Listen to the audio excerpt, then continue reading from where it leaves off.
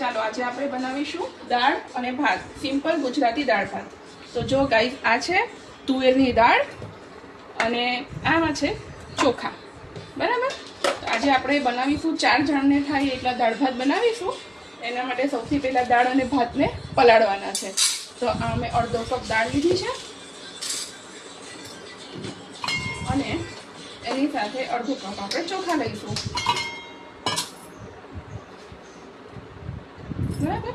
સૌથી પહેલાં એને સરસ ચોખ્ખા પાણીથી 3 વખત ધોઈ અને એને અડધી કલાક માટે પલાળી દઈશું, જેથી એ પચવામાં પણ હલકા થાય અને ચડી પણ સરસ જાય.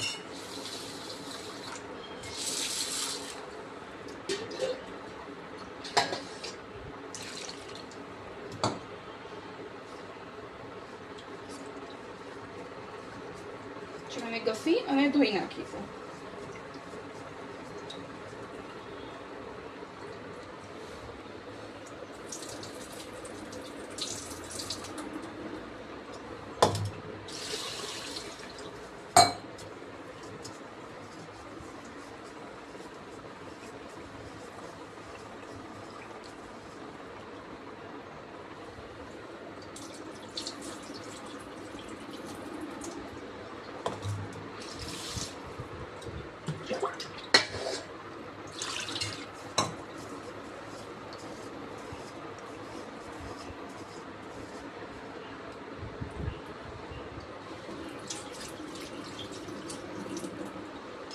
હવે ચોખાને પૂરતું પાણી ઉમેરી અને અડધી કલાક માટે પલાળવા દઈએ.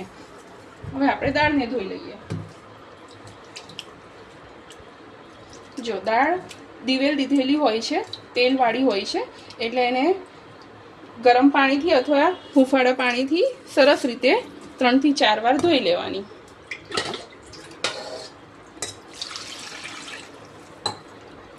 ધોવાથી એનું બધું દિવેલ પણ નીકળી જશે અને દાળ ચોખ્ખી થઈ જશે.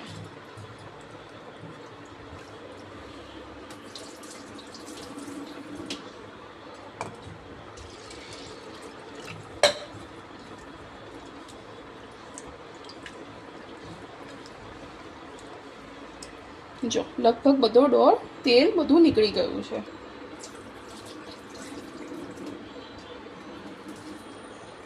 હવે એને પાણી ઉમેરીને અને પણ અડધી કલાક પલાળી દઈએ. ચાલો હવે પલળી જાય પછી મળીએ. વ્યુઅર્સ, આપણે આ દાળ અને ભાત પલળી ગયા છે, બરાબર. તો આપણે હવે એને બાફી લઈએ. તો બાફવા માટે સૌથી પહેલાં પાણી ગરમ મૂકીએ. તો અમે એક કુકર લઈ લીધું છે, એમાં આપણે પાણી મૂકીશું.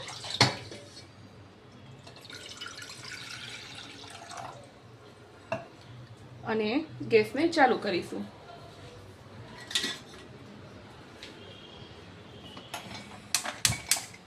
બીજી બાજુ તપેલીમાં ફરીથી બીજું પાણી મૂકીશું ભાત માટે.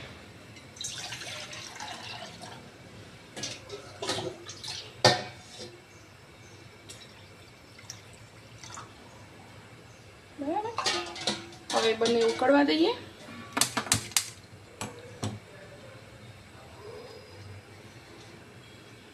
ત્યાં સુધી ભાતમાં અને દાળનું પાણી કાઢી લઈએ.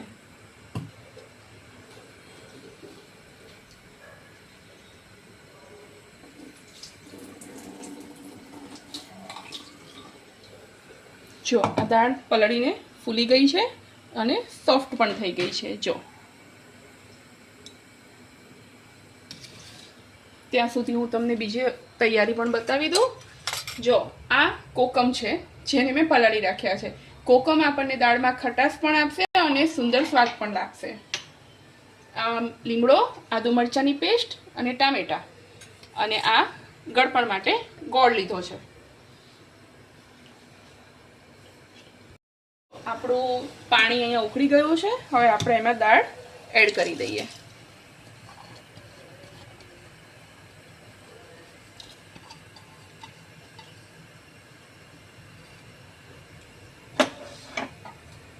હવે ઢાંકણ બંધ કરી અને 3 સીટી લાગવા દઈશું. દાળ આપણે ગેસ મીડિયમ રાખીશું અને આ બાજુ ભાતનું પાણી પણ ઉકળી જવા આવ્યું છે.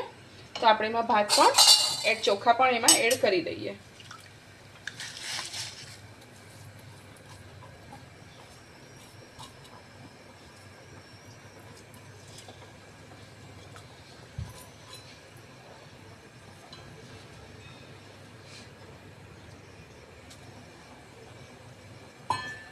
અને ભાતને એક વખત હલાવી લઈએ.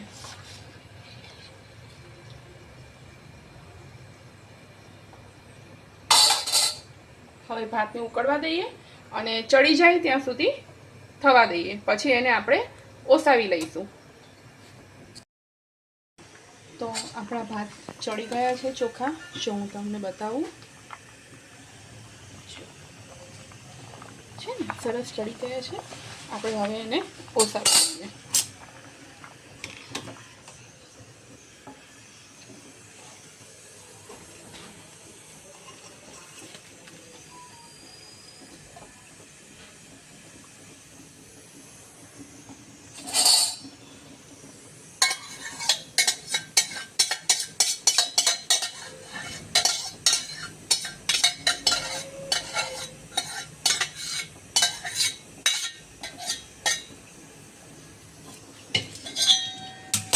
દાળના પણ 3 સીટી થઈ ગઈ છે દાળને. તો આપણે એનો ગેસ બંધ કરી દઈએ. તો ભાત કુકર ઠરે પછી આપણે દાળ બનાવીશું. ગાઈસ જો આપણી દાળ ચડી ગઈ છે સરસ મજાની. જો બરાબર, હવે આપણે એને વલોવી લઈએ.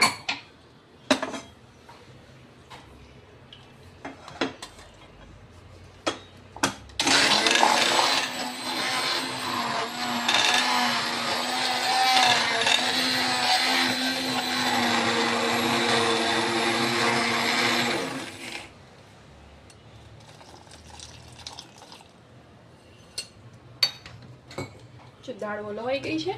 હવે આપણે એને બીજી તપેલીમાં લઈ લઈશું.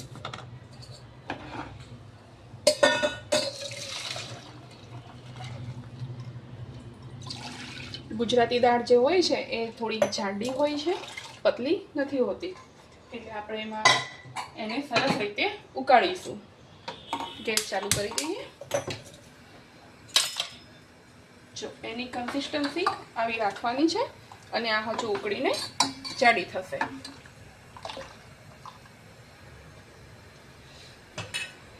તો હવે આપણે સૌપ્રથમ એમાં મીઠું એડ કરીશું.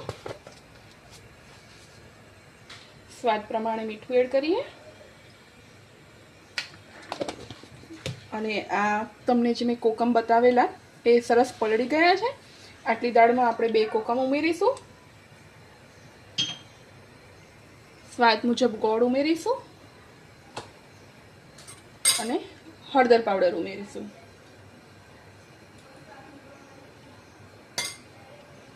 આ કડી પત્તા છે, મીઠો લીમડો, એને પણ ધોઈને ઉમેરી દઈશું.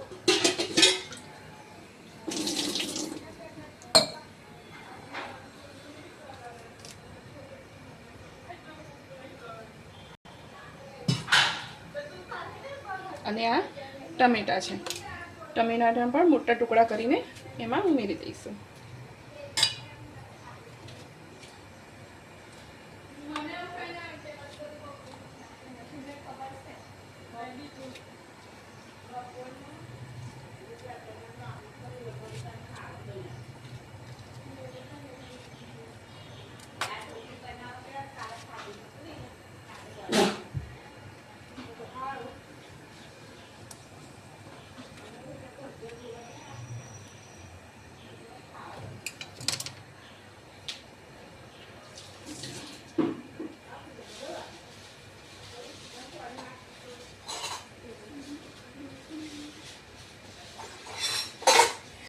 આપણે દાળનો વઘાર કરીશું.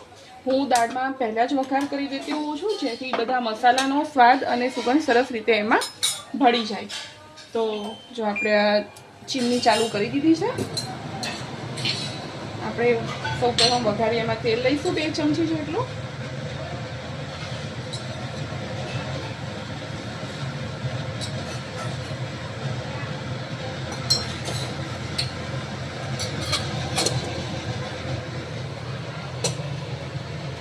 હવે તેલ ગરમ થાય એટલે આપણે એમાં સૌપ્રથમ મેથી ઉમેરીશું. મેથી ઉમેરવાથી દાળમાં દાળના લીધે જે ગેસની પ્રોબ્લેમ થાય છે ને એ નથી થતી. તો આપણે અડધી ચમચી જેટલી એમાં મેથી ઉમેરીશું.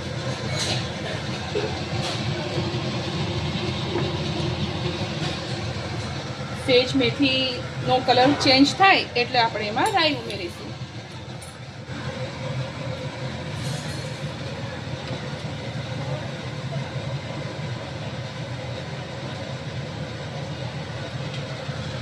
જો મેથીનો કલર ચેન્જ થવા લાગ્યો છે.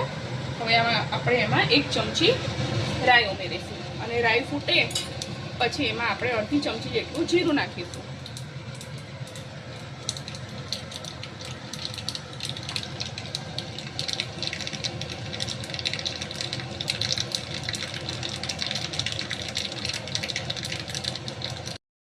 તો ગાઈસ આપણી દાળનો વઘાર થઈ ગયો છે.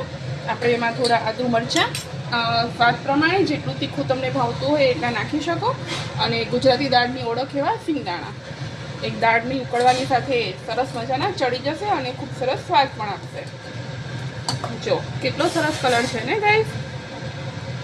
હવે આપણે એને ઉકળવા દઈએ અને એમાં થોડી કોથમીર આમાં જ એડ કરી દઈએ, બાકીની આપણે ઉપર કરીશું.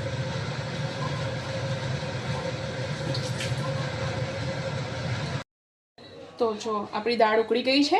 જો કેટલી સરસ જાડી થઈ ગઈ છે ઉકળીને, કારણ કે દાળ ને રાઈસમાં આટલી જાડી દાળ હોય ને તો ભાત સાથે ખાવાની ખૂબ મજા આવે છે. હવે આમાં આપણે ઉપરથી થોડી કોથમીર એડ કરીશું જેથી સરસ મજાનો ફ્રેશ ગ્રીન કલર પણ અંદર થઈ જાય. હવે આપણે એને પીરસી દઈએ. ગાઈસ આપણા દાળ અને ભાત રેડી છે. જો સરસ મજાની પ્રોટીન રીચ દાળ અને એની સાથે સ્ટીમિંગ હોટ ભાત, પાપડ અને સલાડ પરફેક્ટ કોમ્બિનેશન છે. દાળ ભાતની સાથે ભાતમાં તમે થોડું જો ઘી એડ કરશો તો એનો સ્વાદ અને એના ગુણો ખૂબ જ વધી જશે. તો તૈયાર છે દાળ ભાત.